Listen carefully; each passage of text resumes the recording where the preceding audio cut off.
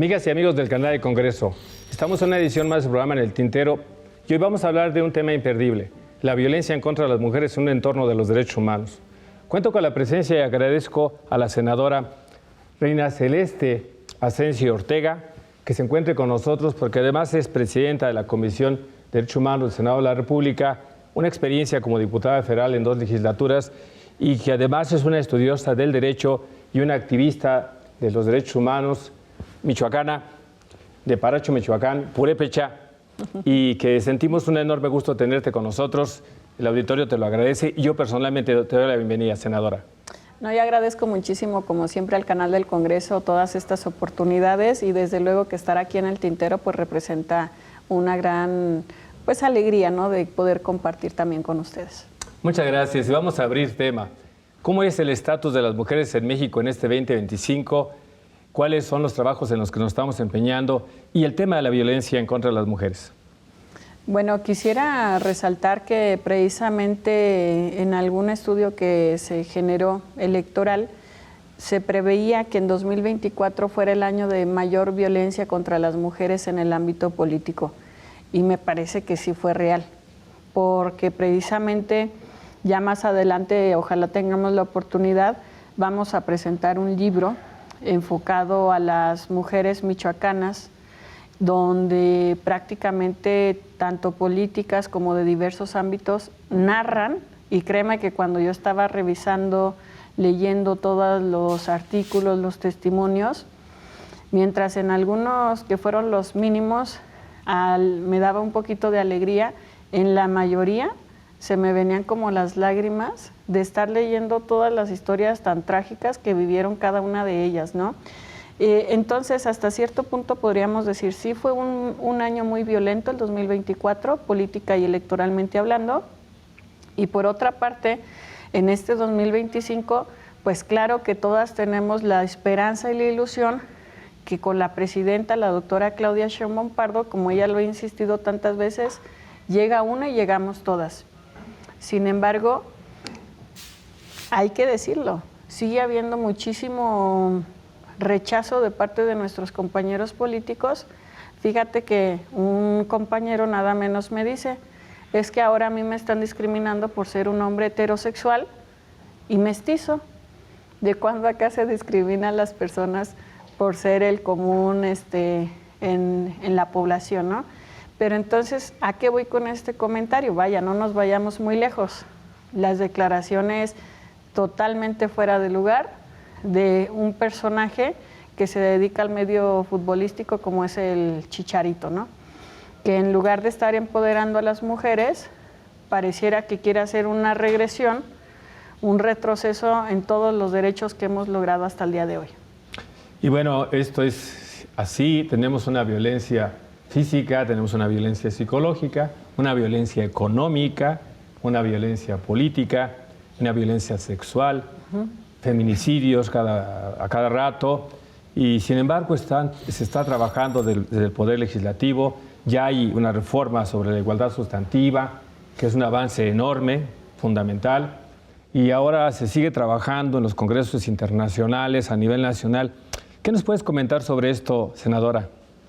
Pues sí, en efecto, acabamos de tener el Congreso Panamericano. Aquí fue precisamente sede el Senado de la República, vinieron más de 12 países, entre ellos Uruguay, Chile, Argentina, Guatemala, en fin, Honduras. Y justamente algo que se puso sobre la mesa es cómo la Cuarta Transformación de México resulta un aprendizaje para todos los demás países, específicamente en este momento en el tema de igualdad sustantiva, que por una parte con Andrés Manuel López Obrador en 2018 tuvimos el primer gabinete paritario y por otra parte con nuestra presidenta, la doctora Claudia Sheinbaum Pardo, se crea además la Secretaría de la Mujer a nivel nacional. Pero no solamente eso, yo de verdad he estado presente en las asambleas informativas que están haciendo de la misma Secretaría de Igualdad Sustantiva con Citlali Hernández Mora, donde la misma secretaria, por primera vez en la historia, es algo que estoy viendo en México, va la secretaria a los pueblos a hablar, a preguntarles cuáles son las violencias que están viviendo.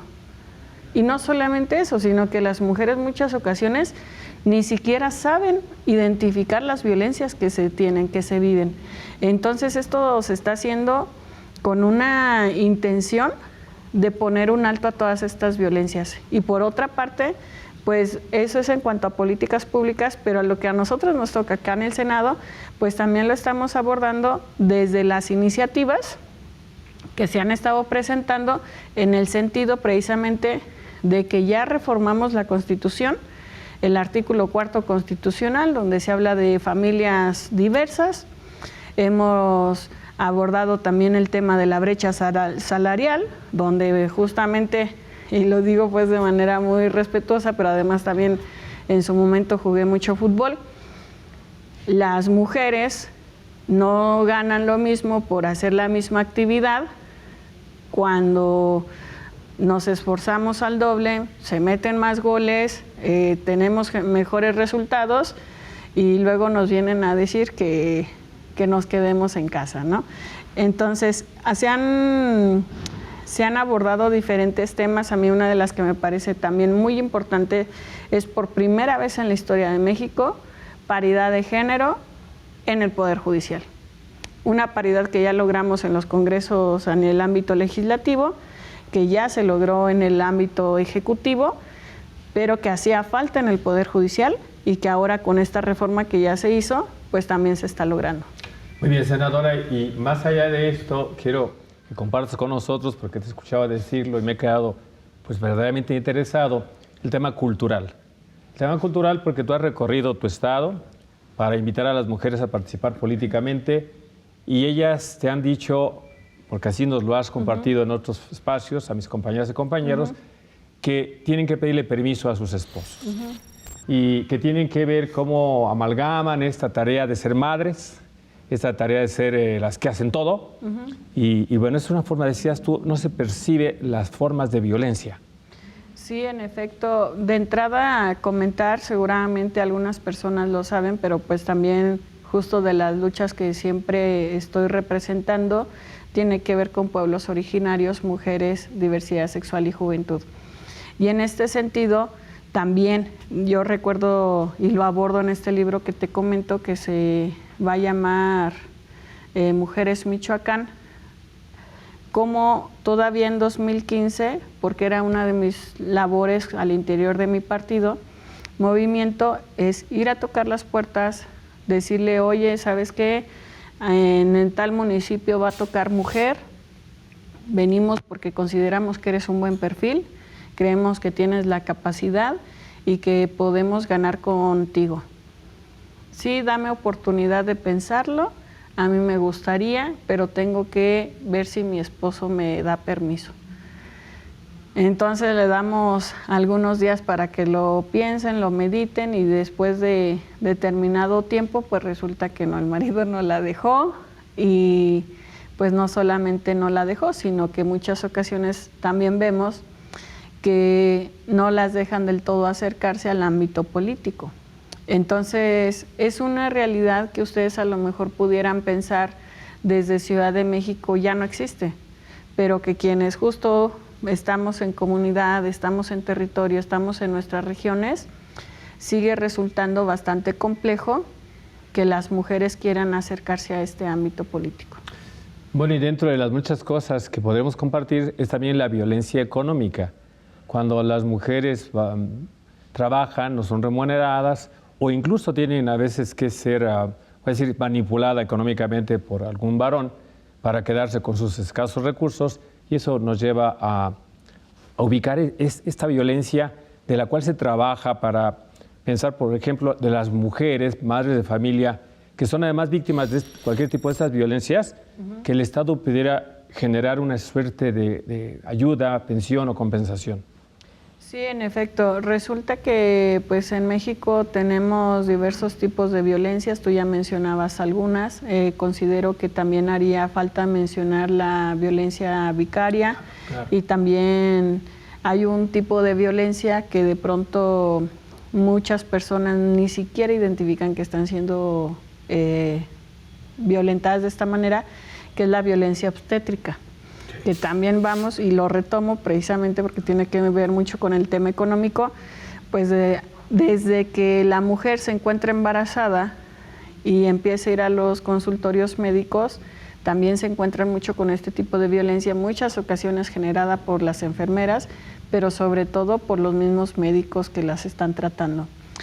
Y de allí, pues imagínense todavía a una mujer que está siendo tratada o maltratada durante su embarazo, pues ahora cuando nace la criatura, resulta de que no solamente es eso, sino que lamentablemente, tal cual, el esposo no aporta ni para los pañales, ni para la comida, ni para absolutamente nada.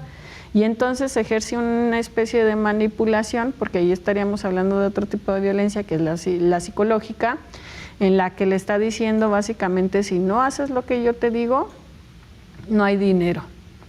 Y entonces ya se empiezan a juntar más de un solo tipo de violencia, y por eso es tan importante para nosotras que empecemos a tener autonomía económica, independencia, y que no dependamos absolutamente de nadie. Fíjate que estas formas de violencia que nos compartes, pero la obstétrica, yo creo que es algo que deberíamos de seguir puntualizando, porque ciertamente es la mujer que da vida y que pasa por una serie de procesos, y bueno, los médicos muchas veces hacen comentarios o hacen prácticas no permitidas por la mujer durante el alumbramiento, una episectomía, que no le preguntan, que no consultan, ligado de trompas, ¿no? Que no es consultado, etcétera, procedimientos, pero encima degradar a la mujer que está dando vida, ¿no? Y yo creo que es algo que tendríamos que potencializar en la discusión.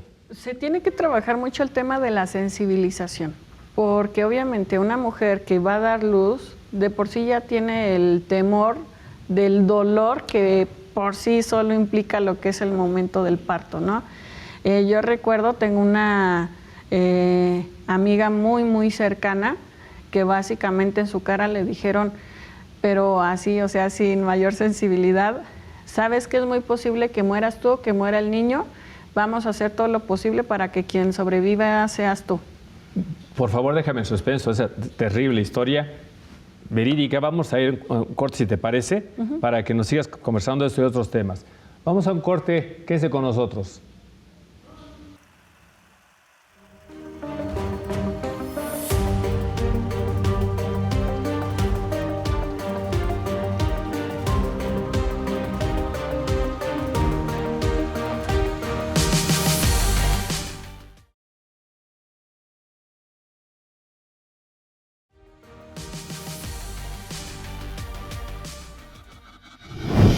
Estamos de regreso en nuestro programa El Tintero.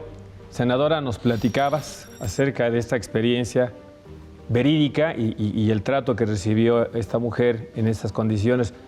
Se pueden morir uno de los dos, pero vamos a hacer lo posible. ¿Por qué? Porque sobreviva la madre, ¿no?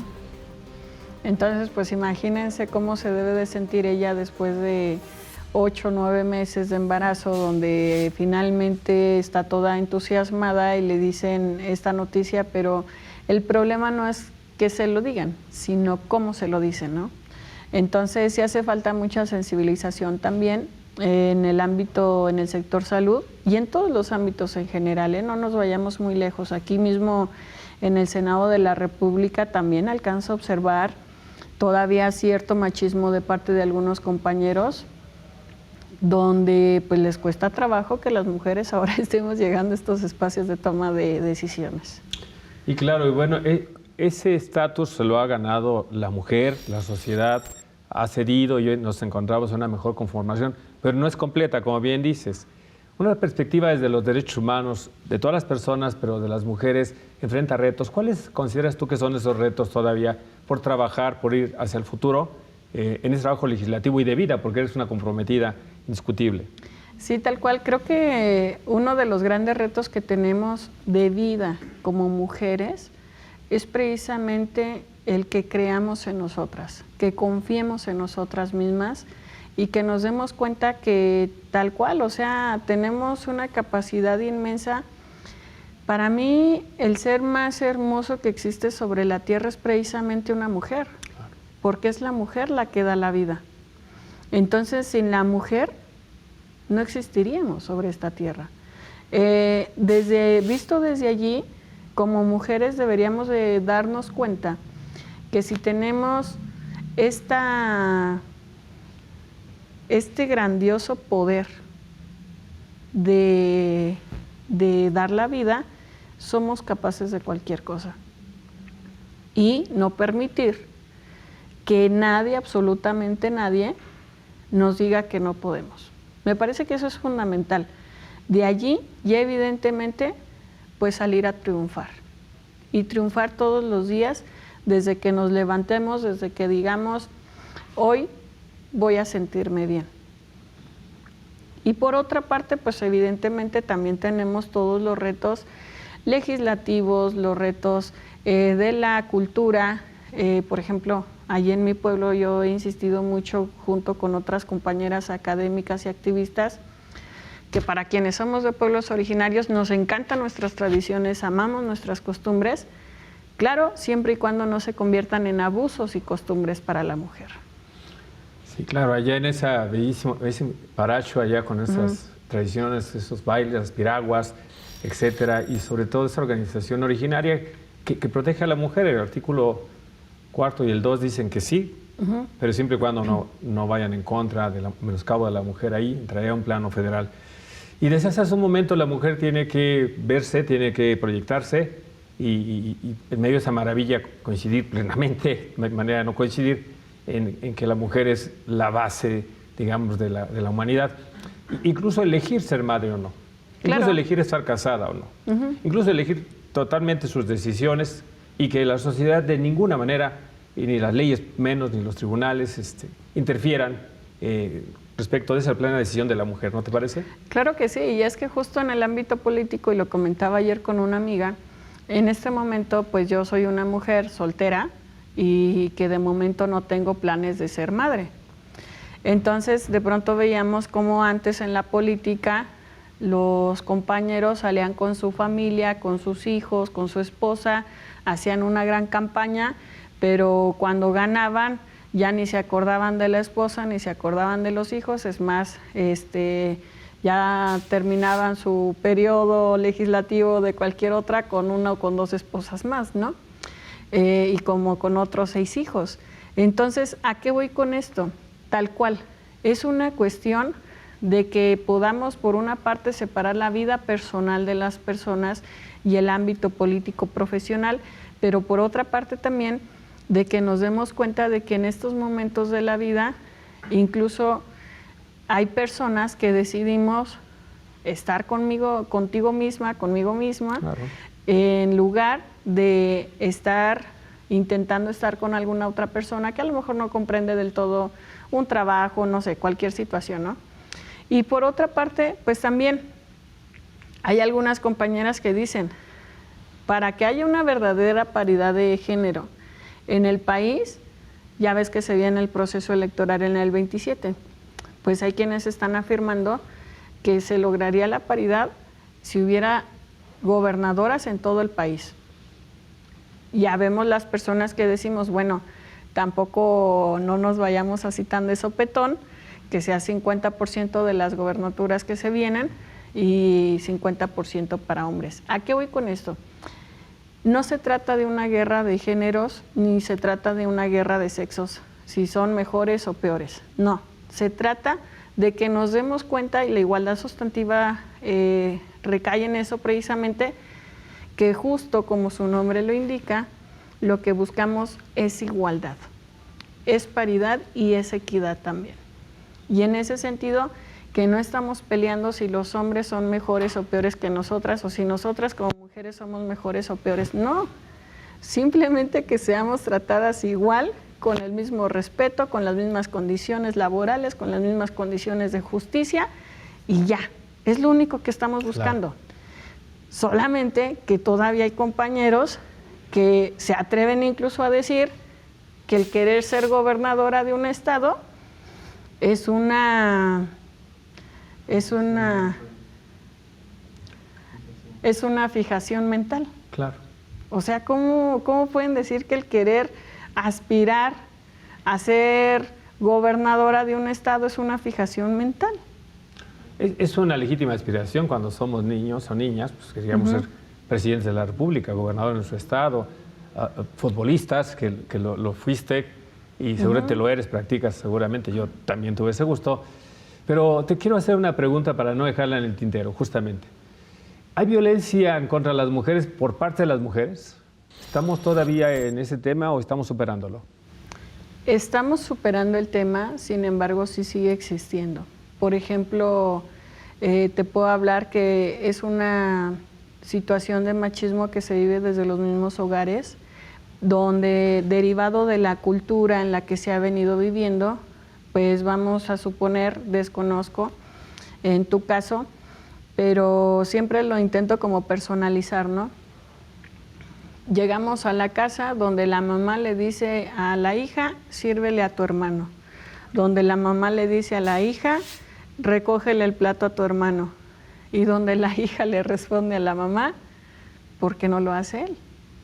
Entonces, afortunadamente, ahorita ya las nuevas generaciones están desaprendiendo todos estos modelos anteriores. Ahora, caso contrario, si fuera la mamá hija de varones, pues también ahora la madre y los padres de familia tienen que enseñarle a los hijos que así como la hija le puede servir el plato a su hermano, también su hermano le puede servir el plato a su hermana. Que sean los dos, hombres y mujeres o niños y niñas, quienes se den cuenta que no por lavar un traste se les va a caer un dedo, o que no por trapear o barrer la cocina se les va a caer todo un brazo. O sea, no pasa absolutamente nada. Es común que los hombres y las mujeres recojamos todo lo que se pueda en el hogar. Bueno, decía hace un momento que la cultura es un tema, un reto. Tenemos una estructura patriarcal. Los modelos culturales, educativos, etcétera, son patriarcales. Entonces tenemos que deconstruir, tenemos que deshacer, tomar las mejores prácticas para hacer eso que dices desde el hogar, desde la escuela, desde las comunidades y por supuesto de esa cooperación de las mujeres para contribuir en esa plena inserción y por qué no en ese pleno superación. Y en esas cosas que nos faltan por hacer, estás trabajando en diversos proyectos. Compártenos, además del libro que nos encantará presentar o acompañarte en la presentación, adelántanos un poco de lo que estás haciendo en los próximos días y en los próximos meses y años. Bueno, pues de entrada comentar también que hemos realizado ahora en el mes del orgullo la cuarta marcha del orgullo purépecha LGBTIQ+, que ha sido un tema también bastante crítico y criticado, porque pues vamos precisamente luchando y pugnando por la concientización, el respeto, la educación y sobre todo poner un alto a la discriminación y a la violencia. Eso por una parte. Por la otra, pues también comentar acá en el Senado de la República, presenté a Citlali Hernández Mora, nuestra secretaria de la Mujer, una agenda en materia de mujeres LGBT+, que también allí ha faltado un poquito procesar. Y bueno, por otra parte, pues como parte de la Comisión de Derechos Humanos, ahora precisamente estamos en un proceso en el que estamos eligiendo a lo que es el Consejo Nacional del Sistema Nacional de Búsqueda de Personas. Se integra por 5 familiares, por 4 especialistas y por 4 organizaciones no gubernamentales. Entonces ya realizamos una gran cantidad de comparecencias. Estamos en el proceso en el que se va a definir quiénes van a formar parte de este consejo. Y por otra parte, pues también evidentemente se viene el proceso del nuevo periodo ordinario de sesiones. Se están preparando algunas iniciativas. En lo personal me parece que tendremos allí unos retos en la reforma electoral que se pretende estar abordando, que tiene que ver por una parte con acciones afirmativas, que también lo vivimos en el estado de Michoacán, donde hombres simularon ser mujeres, pero además simularon ser mujeres trans para obtener su registro. Y pues aquí lo que pretendemos es abordar que se sancione a los partidos políticos que incurran en estos actos de simulación, pero que también se sancione a las personas que incurran en estos actos de simulación. Yo comprendo que de pronto, incluso yo misma soy de que no me gusta tanto el tema punitivo porque debemos de partir de las libertades, pero cuando se nos dan las libertades y no se respetan, pues también tenemos que poner algunos candados, ¿no? Y por otra parte, pues también se viene un proceso muy interesante, no solamente en el ámbito legislativo, sino en el ámbito judicial, de ver cómo va a ser esta nueva integración de la Suprema Corte de Justicia de la Nación. Me parece que estamos viviendo un momento, muchos momentos históricos en nuestro país, desde la llegada de nuestra presidenta, desde cómo se va a venir más adelante el tema del Poder Judicial, y hablamos solamente a un corto y mediano plazo, pero también vamos a abordar, vamos a estar viviendo cómo van a estar reaccionando compañeros de algunos estados que seguramente, y es muy válido y muy respetuoso, han intentado llegar a ser gobernador durante muchísimos años, pero que ahora por un tema de paridad de género van a tener que ceder estos espacios y lo digo de ceder no porque tengamos que pedir permiso ni mucho menos, sino porque al final del día es un tema de acuerdos, es un tema de compromisos y es un tema sobre todo de que también se tienen que dar cuenta que pues es tiempo de mujeres, ¿no? Y siempre lo ha sido. Y vaya que tienes muchas tareas por delante y lo que venga, por ejemplo, el tema de la reforma político-electoral anunciada por la presidenta de la comisión, etcétera, temas de cómo funcionará el Poder Judicial ahora con esta mayoría de mujeres, 5 contra 4 o 5 con 4, esta recomposición de la cultura, como hemos venido platicando en este espacio. Y en medio de estas circunstancias tendríamos que decir que las mujeres siguen avanzando, tenemos una presidenta de la República, pero ¿cuál es el papel que tú recomendarías a los hombres, las nuevas masculinidades, que es otro tema, para erradicar la violencia y para insertarnos mujer-hombre, etcétera, incluso diversidades en estas nuevas masculinidades? ¿Cuál sería tu visión? Bueno, consideraría primero que uno de los grandes factores que tiene nuestro país y por lo cual se ha generado tanta inseguridad es precisamente la falta de sensibilización sobre todo de hombres, ¿no? Que lamentablemente ven a la mujer como un objeto y no como una persona.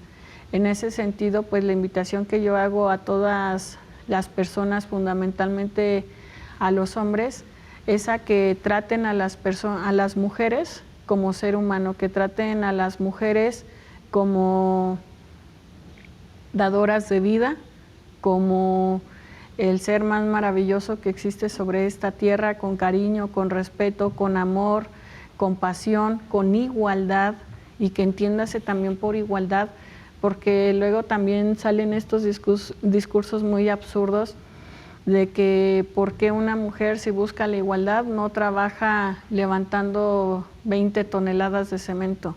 Entonces, comprendamos, compañeros, lo digo de manera muy respetuosa, el hombre y la mujer son iguales ante la ley, con características biológicas muy distintas que jamás van a ser iguales. Bueno, senadora, ha sido una plática, el tiempo se nos ha ido, nos hemos enriquecido mucho con tus opiniones, con tus posicionamientos. No me cabe duda que fue un acierto invitarte y que nos dejas un sabor de boca para que estés muy bueno, para que estés nuevamente con nosotros. Te agradezco mucho, senadora Reina Celeste, que haya estado con nosotros. Y a ustedes, amigas y amigos del auditorio, el favor de su atención. Nos veremos en la próxima edición del programa En el Tintero. Muchas gracias.